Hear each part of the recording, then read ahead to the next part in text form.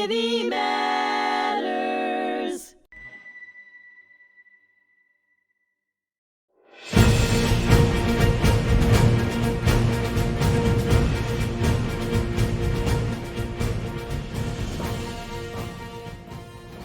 Welcome back to the Fog of War and Humanity. We're here for our third episode with Colonel Jim Brennan. The Colonel was just speaking about some of his condition and his experiences and his jobs in Washington, D.C., which is just some great memories. Colonel, where do you go after your time in the Capitol? Well, after my time in the Capitol, I ended up going to school. I was fortunate in that I was selected to attend the School of Advanced Warfighting down at Quantico. So I spent a year going through that school, which it's the degree is in operational studies, but really it's advanced problem solving. And they're training and educating you to be a operational and strategic level planner, which is what I ended up doing following that. I was promoted to lieutenant colonel while I was in school, and I went to Camp Smith, Hawaii. Okay. How was that? It was interesting. I got there and I became the future operations officer for the Marine Forces Pacific, and got heavily involved into planning for the deployment schedule for what is now OIF and OEF, Afghanistan, and for Iraq for the continuing operations. What year was that? That was 2000. I moved there in 2004. So you took care of some of those operations moving to Southwest Asia? Yes. When the initial war was over and we went into an enduring phase of it where we were continually supporting operations in Iraq and Afghanistan at the time, my job was working with all of the other MAR4s, Marine Forces Atlantic, Marine Forces Pacific, and then underneath that, 1st, 2nd, and 3rd Marine Divisions to provide the units that were going to go to support each of the rotations in Iraq. And funny, it's after I got everything started, then I end up getting deployed to Iraq to be an operational level planner with 2nd Marine Division. Now, before we get into that, right, where were you on 9/11? Because you're a local kid, 9/11 hits. Believe it or not, I was transitioning from Marine Corps Officer Candidate School, where I had been a company commander and operations officer, bringing our brand new lieutenants in, and I was transitioning to go to the House of Representatives. So you were down in the Capitol at that point? I had a townhome in Alexandria in what used to be Cameron Station Army Logistics Depot, which became a townhome community, and we lived there. My wife was working in D.C. She's working at a law firm right by the White House, and I was on my way to the Pentagon to check in and get my security badges and get the process started. I was supposed to be sitting in a conference room in the Pentagon at 9 o'clock in the morning when the plane hit. And right before I left, I got a phone call delaying it, and I never ended up going in for that.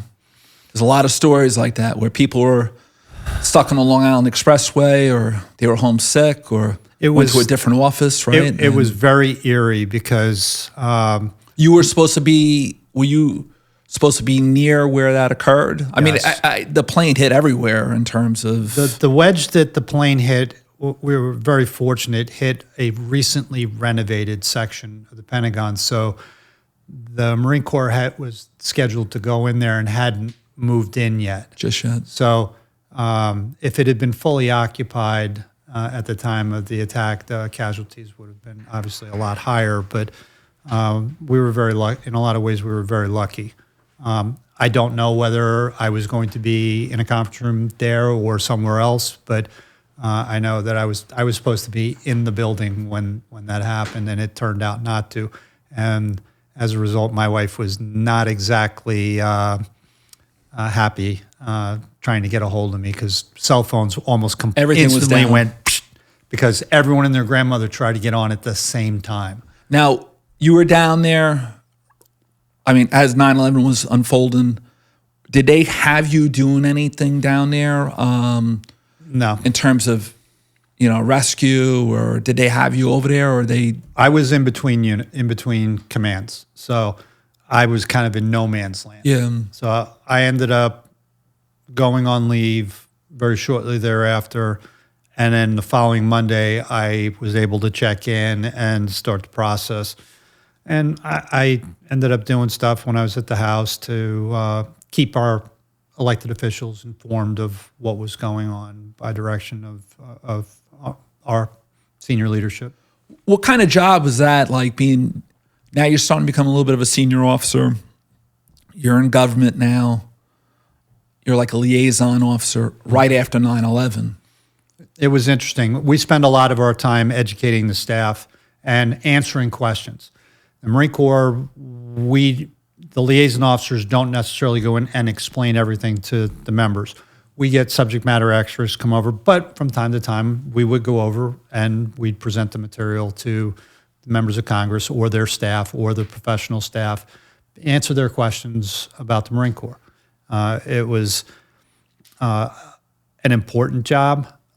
It was a time-consuming job, but it was also a very fulfilling job. Was it a good job for your own development in terms of looking at some of the views of the politicians? Professionally, it was enlightening because I got to really understand how our government worked and how the process, making the sausage actually worked. It made you more well-rounded as an officer as well. That, but it also made me a better citizen because I now know how things are supposed to work, how they do work. Sure. And how the Constitution set everything up and why those separations of powers is so important. Sure. And that it works. Was there any one political leader from wherever in the country that you worked really well with, that you remember you had great conversations with, that you just kind of blended well with?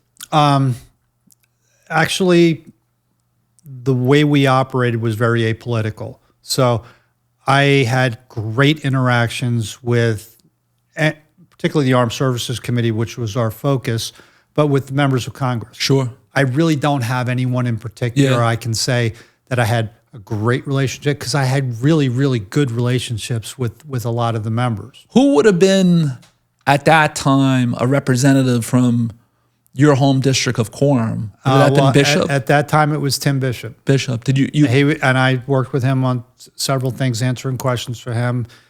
True gentleman. Worked hard for the people here on Long Island. And did you tell him where you were from? And, yeah. He knew where I was from, and I was a New York resident my entire military career. So I've never not been a New York resident. What was your feeling of 9/11 when you saw it in Washington, but you also knew it back home here? Yeah, I mean, the overriding sense that I have is the world has completely changed. That we are never going back to where we were on September 10th, and we haven't. I mean, our world has changed. All you have to do is go to an airport and see how security has changed. And I'll give you an example. When my wife was attending law school, we were married, and I lived in California. I was stationed in 29 Palms. We would go back and forth. And I would wait at her gate for her to come in at Palm Springs Airport. And today, I'm out in the parking lot because I can't get past the front doors, basically, when you're waiting for people to come in. Think about what you drank this morning, right? You had coffee. You just can't walk through, finish it up or throw it out. You can't walk through a security point with that. You can't go in with a bottle of water. Years ago at MacArthur Airport, it was a joke. You walk right through. And I mean, I remember as a kid, my dad taking me to JFK to watch airplanes take off. And we're standing in the departure gates, literally watching the planes pull off, taxi off, and then take off. You can't do that today. No, because you have no business there, right? No, you can't do that. All right, so now we get through 9/11, you get through Washington, D.C. What was your deployment like in Iraq at that point there? When When do you head over there? I leave for Iraq in the end of February of 2005. I'm there until the end of August of 2005. I went for a six-month deployment. And the fighting was pretty heavy at that time. At that right? point, the operations were pretty heavy. It was daily combat interactions between our troops and the Iraqi forces at the time. This was before the awakening. Okay. So the tensions and IEDs and the mortar rounds and the rocket attacks It was pretty incessant. was consistent throughout my time there. Where were you? Were you in Baghdad? I was actually stationed at Camp Fallujah. Fallujah. In Iraq, and my job, I said earlier, my operation was creating the election plan for the upcoming national elections and constitutional referendum. So I ended up spending a lot of time on the road, flying between place to place, driving between place to place, particularly going back and forth to the Green Zone in Baghdad. But at the time, our command owned Najaf and Karbala as well as Al Anbar. So I spent time in both of those provinces, doing site surveys and talking with the units that were down there about what they needed for security purposes when we got to the election. So I spent a lot of time on the road. So Fallujah itself, I mean, the landscape of that place was pretty... It was pretty desolate. I mean, I got there right after the Second Battle of Fallujah occurred, and Fallujah was a mess. So then that must have been a lot harder for you in terms of politically trying to get election and some activity going. Well, right? I wasn't so much worried about the getting the people out to vote. My plan was designed to create the opportunity and secure it and provide the security so that they safely could come in and vote and not have to worry about anything happening at the polls themselves. So now, were you pretty successful with going from one election to the next? Did you see increase in participation? The first election was provincial elections, which happened before I got there, and particularly in Al Anbar, I think they had 2% participation of the population. Fast forward to October and December for the constitutional referendum and the national election, it went from 2% to 60+%. Do you keep an eye today? I do keep an eye on what's going on there from time to time. Not as much as I used to. Well, you're busy doing other things, but you got to be satisfied. There's got to be a satisfaction. Yeah, I mean, there right? was a tremendous amount of satisfaction in the fact that they felt safe enough to go out and actually vote and understand the process and how important that process is. In a lot of ways, more so than our own citizens do sometimes. Wow. I mean, great election here in the United States is we get 50% to participate. There's a lot of people that just don't vote for whatever reason, right? And so now, all right, so you get done with that. Where do you end up? Okay, I ended up going back to Hawaii. I spent 2 more years there while I was in Hawaii. We left in 2007, then I ended up going to the basic school again, and then I got selected for command down at Camp Lejeune. That's some change of pace from Fallujah to Hawaii, right? It was. Took a while to adjust back, and in particular because my wife had twin girls while I was gone.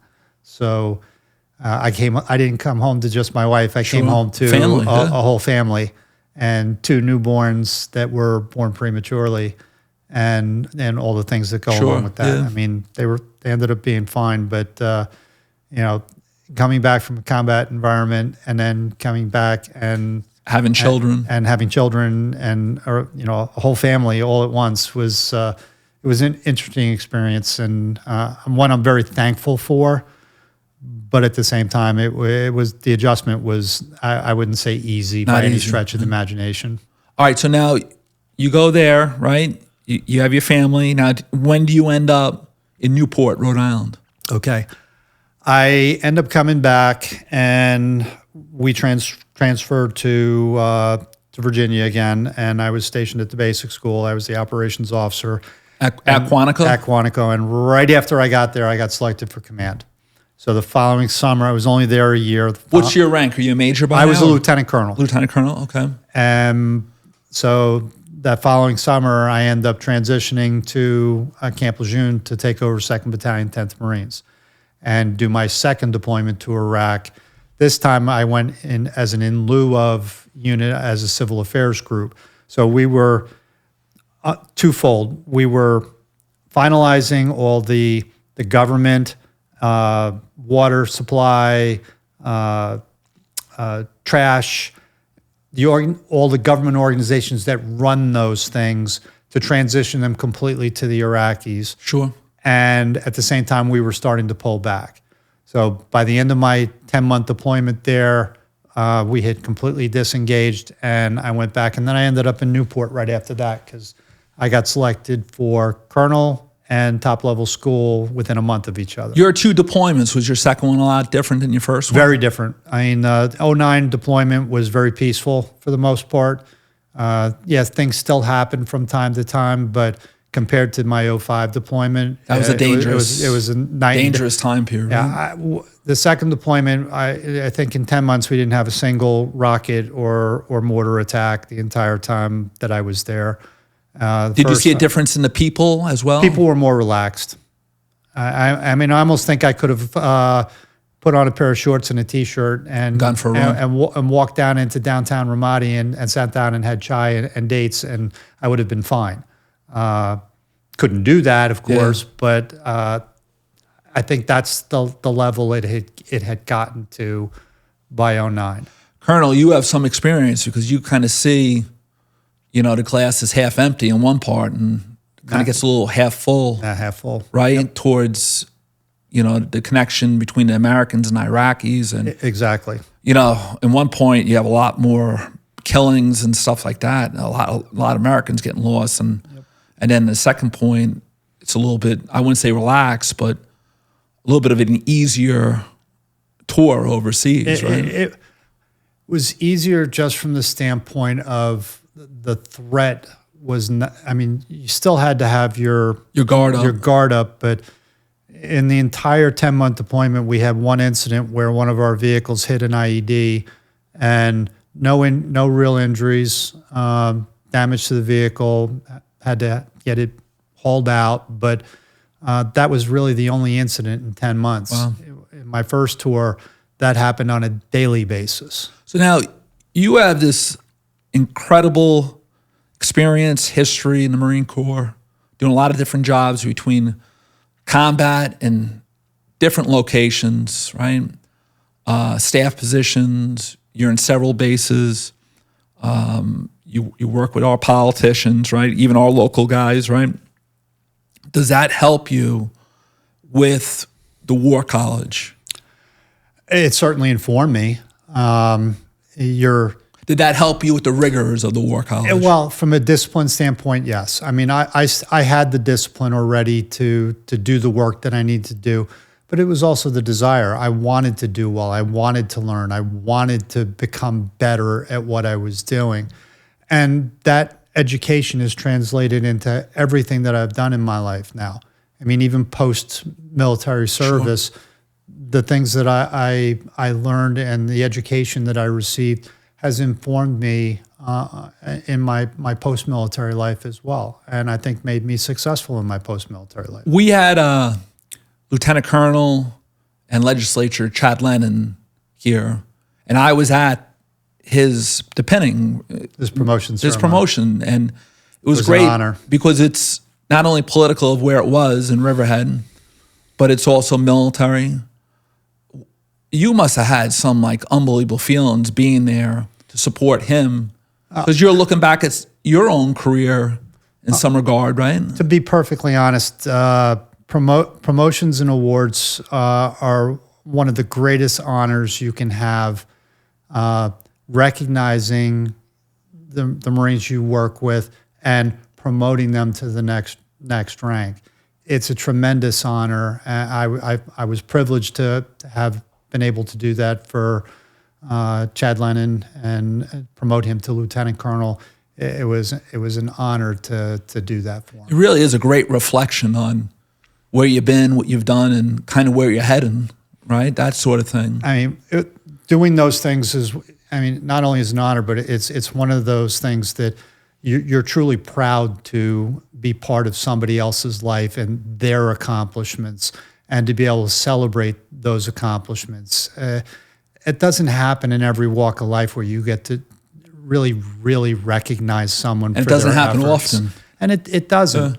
But being in the military, you get to do it for multiple people, not just one person. In this case, this happened to be a single individual, but that was one of the things that I truly enjoyed, was being able to recognize the efforts that Marines that I worked with for what they did and what they accomplished, and earning their promotions. Sure. It was truly a privilege to do that.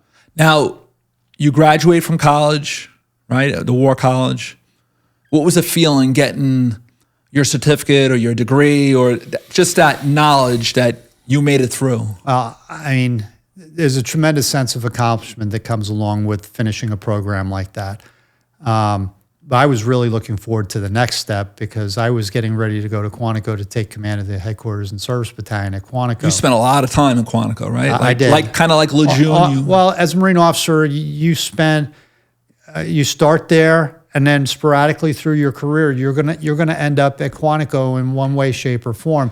I just happened to end up. I was at Officer Candidate School, and then I was at the basic school, and then I was there at HMTC. What's your biggest memory there? When you think of Quantico, what do you think of? Believe it or not, is graduating from Officer Candidate School.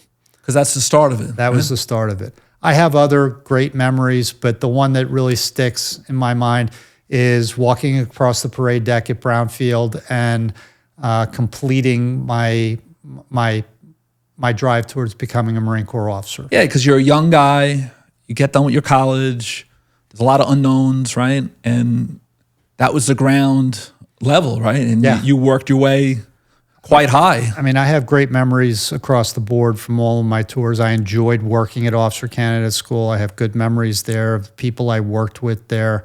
The staff NCOs that I work with were absolutely phenomenal.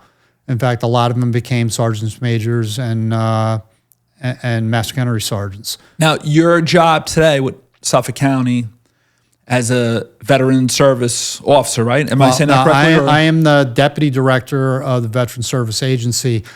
My job is to provide the resources, support, and capability to our veteran service officers who work directly with our veterans. So when you come across younger Marines from this area, you kind of know what they're going through. I give them my card and I say, hey, if they haven't gone through the process for their VA disability or their benefits, say, come see us. We'll set up an appointment and our guys will walk through. You really came full circle, because you were in all these different places. You were in these places a lot longer than you were in Quorum, right? Yep. And that's your hometown. Yep. And you're kind of come home and you're kind of operating. You're never really too far from where you grew up, right? Nope. And I live in West Islip, so I'm about a 40-minute drive to Quorum. And I go back there from time to time. But the unfortunate part of it is I was gone for 30 years. Sure. So the people that I knew, all that's gone now. I still recognize everything. Everything's kind of still the same, but the people have all changed. So there's really nothing back there for me anymore. You ever come across any Marines from your hometown? No. Or from that area? I throughout my career, I never did. From Long Island, yes. But in your job now? Once in a while, I'll get people. Yeah. In fact, one of our veteran service officers recently just moved, but he lived in Quorum, about a quarter mile from where my home. When over by Pine Road over there, right? Now, what's the biggest, like before we go here, in your job, what's the biggest thing that you could say to veterans who might have having a hard time accessing paperwork or knowing the system? One of the biggest problems we have is that, one, people don't know we exist. And we're there. We do everything for pro bono. It's for free. We take care of our veterans. It's getting the word out to our veterans that, yes, you do rate your benefits. I hear this all the time. I don't want to take away from another veteran. And then the reality is that every veteran that doesn't put their hand up and go in and start their process and register with the VA is money that's not going into our local VA to support our veterans that are here. So getting our veterans out there. Long Island, Suffolk County in particular, has the highest density of veterans in the state of New York. And as a county, we're probably at least in the top 10 in the country nation, right? For density. But meanwhile, only about 55% of our veterans are accounted for by the VA here in the county. So getting out and getting up to the VA, getting registered, and then going through your benefits process with our organization, or New York State has the capability. There are other organizations that do that, but we are specifically there. Every county in the country, every city in the country has a veteran service agency of some type, regardless of what they call it, and are required to support our veterans and help them with this. And getting them information they need. And that's what we're there, and that's what we exist for, is to help them. And you're out of Hauppauge? We're out of Hauppauge. Okay. We're also a one-stop shop for helping with the things that we don't do. We have a huge network of organizations across Suffolk County that help our veterans in need that need the support.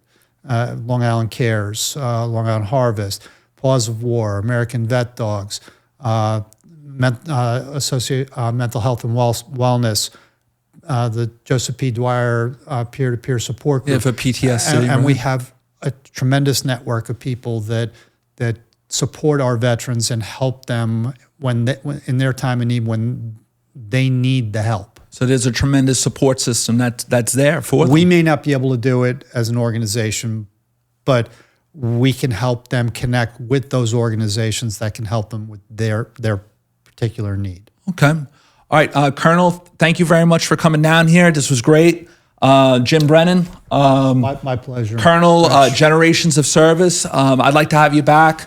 Maybe we could maybe talk about one of your deployments, like really in depth, and anything that you would like to talk about. But definitely, it would be great to have you come back up here again. Thank you. It'd be good. Colonel Jim Brennan, United States Marine Corps.